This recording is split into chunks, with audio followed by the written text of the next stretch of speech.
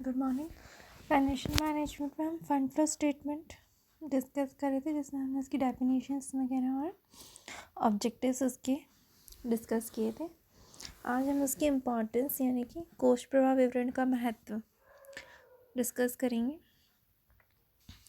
The fund flow statement. The fund flow statement provides important information regarding changes occurred in working capital during a given period. This statement focuses on changes occurred in capital structure and assets combination between two balance sheets, dates and manager policy decisions in this regard. कहने का मतलब है हमारा कोश प्रवाह विवरण क्या है, एक निश्चित अवधि में जो हमारी कार्यशील पूंजी है उसमें हुए परिवर्तनों के संबंध में महत्वपूर्ण सूचना प्रदान करता है। और ये विवरण दो स्थिति विवरणों के बीच की अवधि में पूंजी संरचना तथा जो हमारी संपत्ति विस्तार के संबंध में हुए परिवर्तनों और इनके संबंध में प्रबंधकीय की जो नीति निर्णयों पर प्रकाश डालता है। ठीक है। It contains those information also which generally not found in balance sheet and profit and loss account. कहने का मतलब है ये वो जानकारियाँ भी हमें देता है या फिर कंटेन करता है जो इन्फॉर्मेशन हमें बैलेंस शीट यानी कि चिट्ठा और लाभ हानि खाते से भी नहीं मिलती। Hence this statement is very useful for management of the organization, shareholders, loan providers, researchers, other firms in the same industry and government. ठीक है, यानी कि इसीलिए ये स्टेटमेंट क्या बहुत ही लाभदायक है किन के लिए, व्यवसाय के प्रबंधकों के लिए, अंशधारियों के लिए, ऋणदाताओं के लिए, शोधकर्ताओं के लिए। ठीक है, इसे हम और डिस्कस करते हैं यानी कि इसके इम्पोर्टेंस के लिए। तो सबसे पहले उसमें आ जाता है कि मैनेजमेंट के लिए यानी कि प्रबंधक वर्ग के लिए किस तरीके से कोश प्रवाह विवरण महत्व रखता है। ठीक है, तो फंड फ्लो स्टेटमेंट क्या है, is a very important managerial tool for management of any organisation. यानी कि कोश प्रवाह विवरण क्या है, प्रबंध के लिए महत्वपूर्ण प्रबंधकीय यंत्र है। ठीक है, टूल है, जिसमें सबसे पहला पॉइंट है मैनेजमेंट यानी कि प्रबंध के महत्व के लिए वो है एनालिसिस ऑफ वर्किंग कैपिटल यानी कि कार्यशील पूंजी का विश्लेषणात्मक चित्र। ठीक है, the fund flow statement provides an analytical picture of the working capital before the management. The manager, from the help of this statement, can know from which sources working capital obtained and for what purposes it is utilized. कहने का मतलब ये है कि कोश प्रवाह विवरण प्रबंध के समक्ष जो कार्यशील पूंजी यानी कि वर्किंग कैपिटल उसका एक विश्लेषणात्मक यानी कि एनालिटिकल चित्र प्रस्तुत करता है। ठीक है, पिक्चर शो करता है। इसकी सहायता से जो प्रबंधक है वो ये जान सकते हैं कि भाई भूतकाल में जो कार्यशील पूंजी वो किन किन साधनों से प्राप्त हुई और इसका उपयोग किन किन आवश्यकताओं में किया गया। ठीक है, नेक्स्ट है हेल्पफुल इन प्लानिंग यानी कि नियोजन में सहायक।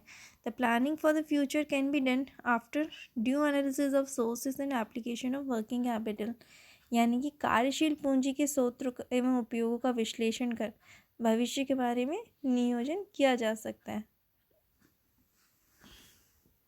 नेक्स्ट है एनालिसिस ऑफ अर्निंग्स यानी कि अर्जनों का विश्लेषण। तो how business profit were utilised and why are the funds short instead of huge profit. Reply of these questions are found in fund flow statement. कहने का मतलब है कि भाई व्यावसायिक लाभों को किस प्रकार उपयोग किया गया, व्यवसाय में पर्याप्त लाभ होने पर भी कोष पर्याप्त मात्रा में उपलब्ध क्यों नहीं है। इन सभी जो प्रश्न हैं इनके उत्तर देने के लिए कोष प्रवाह विवरण द्वारा ही संभव होता है। नेक्स्ट है डिविडेंड पॉलिसी। ठीक है, यानी कि लाभांश नीति। The determination of dividend policy depends upon the availability of fund and future requirement of funds, and this cannot be done without the help of fund flow statement. ठीक है, यानी कि जो व्यवसाय में वर्तमान अर्जनों से अधिक लाभ आवंटन कैसे संभव हुआ तथा भविष्य में इस प्रकार की नीति का क्या प्रभाव पड़ेगा, इसका विश्लेषण किया जा सकता है किससे, फंड फ्लो यानी कोष प्रवाह विवरण से। ठीक है, नेक्स्ट है इसमें reason for shortage of working capital यानी कि कार्यशील पूंजी में कमी के कारणों का ज्ञान, यानी कि in spite of huge profit if there is any shortage of working capital reasons for the same can be known with the help of fund flow statement.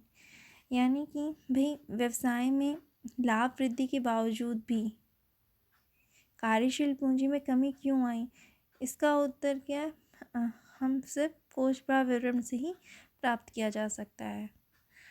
Next है कंपैरेटिव स्टडी यानी कि तुलनात्मक अध्ययन। The comparison of fund flow statement with balance sheet and profit and loss account can provide a very crucial information to the management.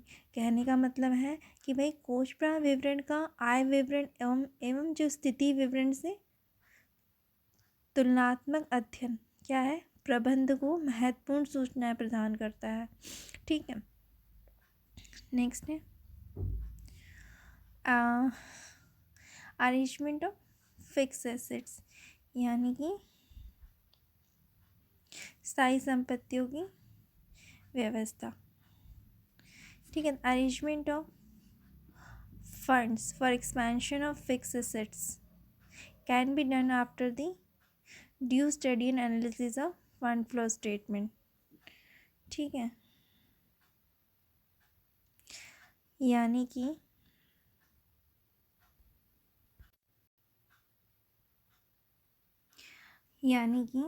जो हमारे स्थायी संपत्ति हैं उनके एक्सपेंशन के लिए यानी उनके विस्तार के लिए उनके विकास की इन्फॉर्मेशन क्या है, हम सिर्फ फंड फ्लो स्टेटमेंट यानी कोष प्रवाह विवरण के अध्ययन से ही ज्ञात कर सकते हैं।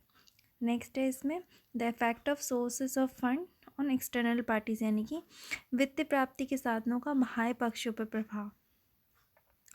कि the fund flow statement tells the management about the effect on economic condition of business or various sources of fund and how it will be affect the external parties।